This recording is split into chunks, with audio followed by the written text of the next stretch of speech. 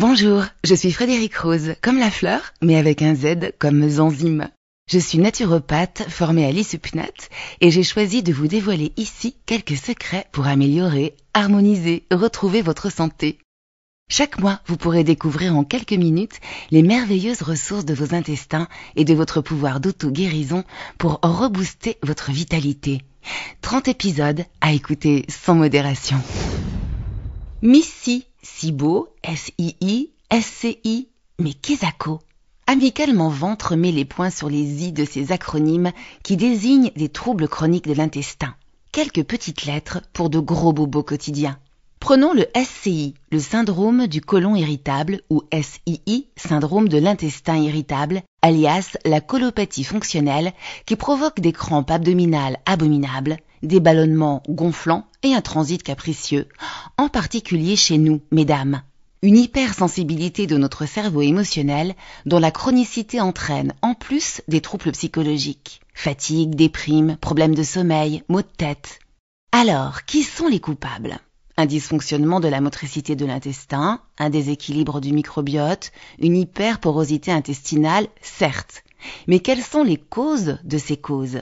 Eh bien toujours les mêmes, le stress et une alimentation pro-inflammatoire.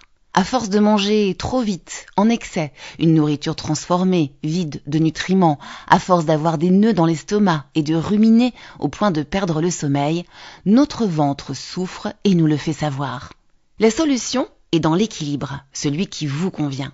Mangez dans le calme, bien mastiquer, bien s'hydrater en dehors des repas, augmenter les oméga 3, vérifiez vos éventuels déficits en enzymes digestives et en vitamine D.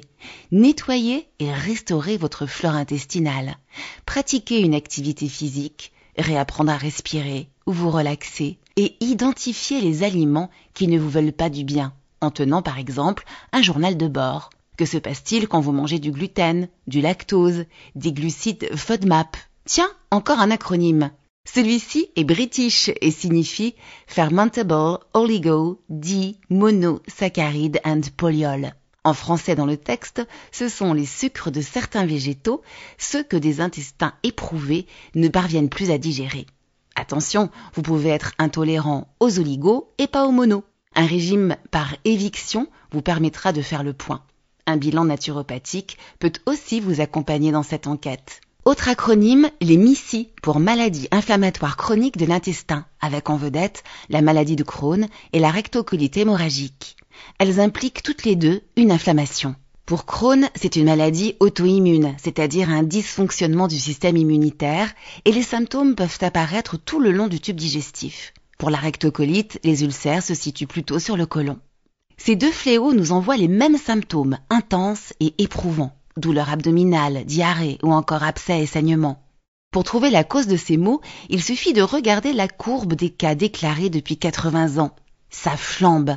Une maladie de civilisation donc, liée à la malbouffe, à la pollution et au stress encore.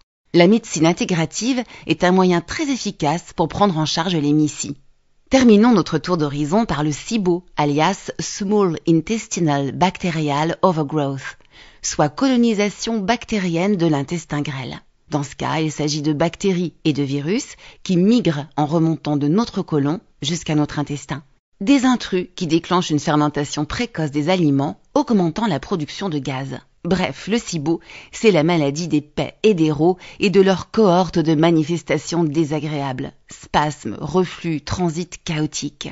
Résultat, la paroi intestinale inflammée n'arrive plus à remplir sa mission. D'où mauvaise digestion des glucides, mauvaise absorption des nutriments et donc carence. Comme pour le SII, le SIBO peut aussi provoquer une série noire de problèmes psychologiques.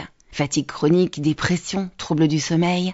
Les causes, toujours les mêmes, malbouffe et stress, auxquels on rajoutera l'hypochloridrie et certaines maladies comme le diabète, la pancréatite, la gastrite chronique, la fibromyalgie. Des maladies qui trouvent leurs origines dans une mauvaise hygiène de vie. Là encore, cercle vicieux. Notez que près de 80% des personnes qui souffrent du SCI sont aussi touchées par le SIBO. Cause similaire, remède et cure similaires. Pour le SIBO, jeûne intermittent, bonne hygiène de vie, alimentation saine et vivante, équilibrage des nutriments, régénération du microbiote, éviction des aliments qui nourrissent la maladie, activité physique, bien-être psychologique, en 2 mots, comme en sang, du bon sens, la base de la naturopathie.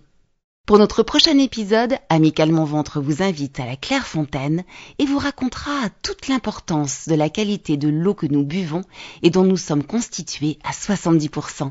À bientôt!